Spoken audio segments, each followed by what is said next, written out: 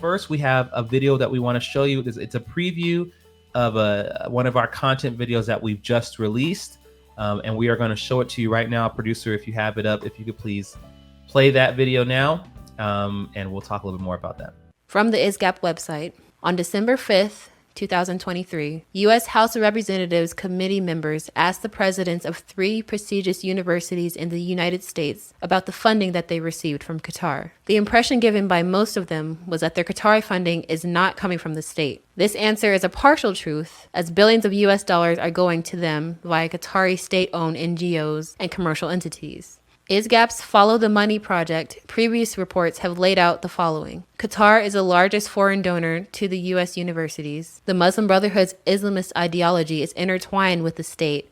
And furthermore, the links that Qatar has with the Muslim Brotherhood's Palestinian chapter, Hamas. The money coming from foreign states such as Qatar is having a direct effect on increasing anti-Semitism and anti-democratic activity. This report lays out the way that Qatar is operating a war chest with between 500 billion to 1 trillion US dollars of assets and growing to affect soft power in the West, including the US's prestigious universities. While there were many mainstream media articles discussing the 3 Ivy League presidents and their hearing on Capitol Hill, there's been relatively little reporting about the billions in Qatari or Chinese funding flooding our colleges. Why?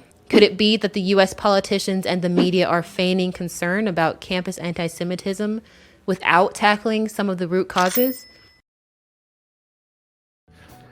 So to check out more, the whole video, go to our website. It's on our YouTube page and everything. You can see the whole thing. Izzy's been talking about that for a while. Do you have any comments on the little clip we just saw, Olga?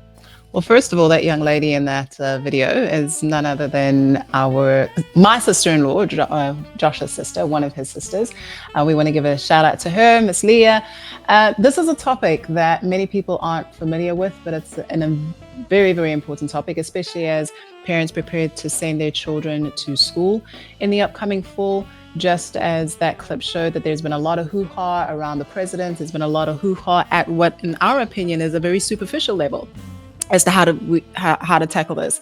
Either yourself or our CEO wrote an opinion piece on how the students and what's happening on the student campuses, whether it be these youngsters that are engaged in these, they say it's anti-war, but it's actually pro-Hamas encampments on the one side, and then our brave Zionists, particularly our Jewish brothers and sisters that are going out there encountering this, that they're actually pawns on a bigger chess piece.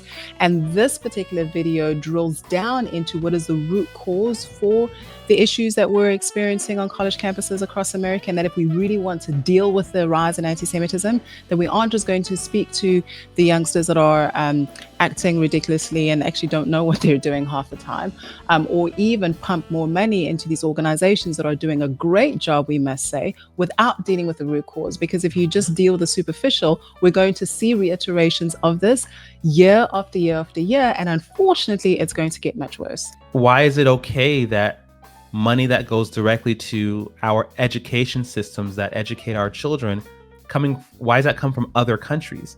Even if they're not, like, okay, Qatar is one of the biggest slave trading countries in the world.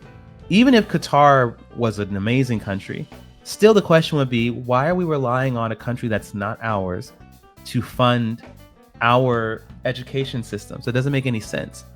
And now let's insert the fact that Qatar and China, these places are like human rights suppressors, and these places do trade slaves. These countries do have policies that are crushing to their own people, and they're also not friendly to the United States. How are we going to say that we, as a country, as protectors of this country, right? I'm talking about our political leaders, defending our country from evil powers, both foreign and domestic, but we're allowing those foreign powers to pump money into our schools.